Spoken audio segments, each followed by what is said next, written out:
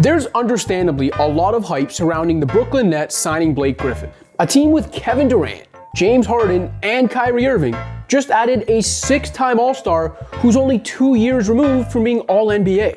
Of course, Griffin's not quite that player anymore. So how did he go from All-NBA to being bought out in the span of a couple years? And what kind of player are the Nets really adding at this point? Sit back, maybe mute those notifications for a few minutes, and take this in.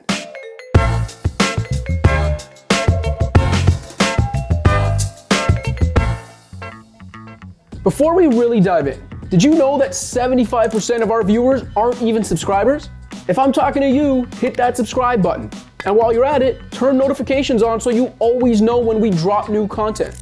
Alright, now let's get back into this whole Blake Griffin to the Nets thing. Griffin landed in Detroit midway through the 2017-18 season as part of a stunning trade. The Clippers had signed the superstar big man to a 5-year max contract worth more than $170 million only 6 months earlier. As part of their ridiculous pitch to keep Griffin in LA, the Clippers even raised his number to the rafters in a mock jersey retirement and put his face on a t-shirt mural with Muhammad Ali, Martin Luther King, JFK, Barack Obama, Abraham Lincoln, Nelson Mandela, Albert Einstein, Gandhi, and Michael Jackson. I mean, it doesn't make sense. Yeah, shit got weird. Anyway, Griffin was on the move to Detroit less than a year later, and in his first full season with the Pistons, averaged a career-high 24.5 points to go along with 7.5 rebounds and 5.4 assists, while shooting better than 36% from deep on 7 3-point attempts per game to drag a painfully mediocre Pistons team to the playoffs. But Griffin, who had already underwent surgeries on both knees earlier in his career, suffered a torn left meniscus late in that 2018-19 season, and even played through the injury during the playoffs.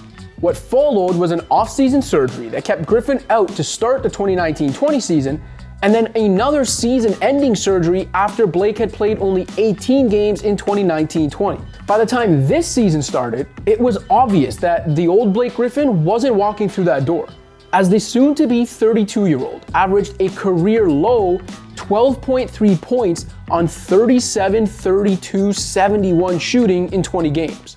Once a high-flying destroyer of rims and snatcher of souls, injuries have zapped some of Griffin's athletic gifts.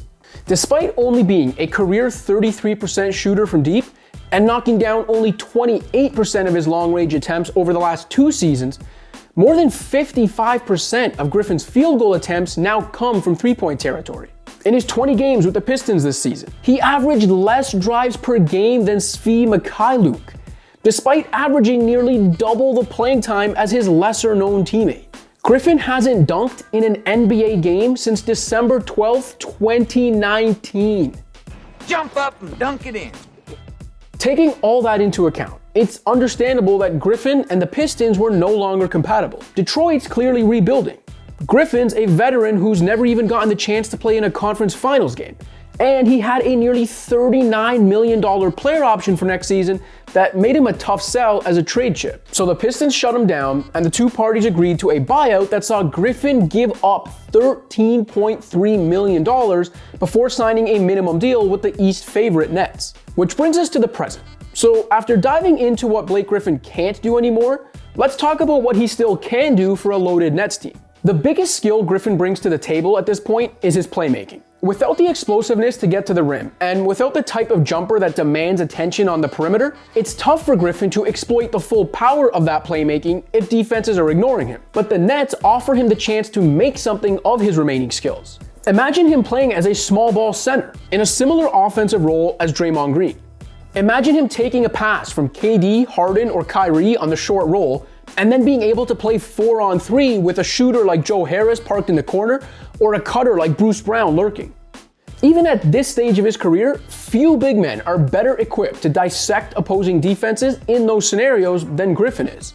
The extra space and time that comes from playing with multiple stars should help him be more of a spot-up threat too.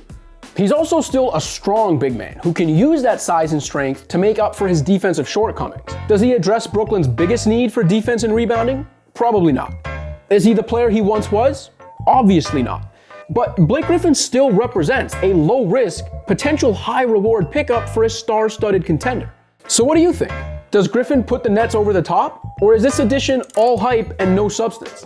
Let us know in the comments, and don't forget to hit that subscribe button.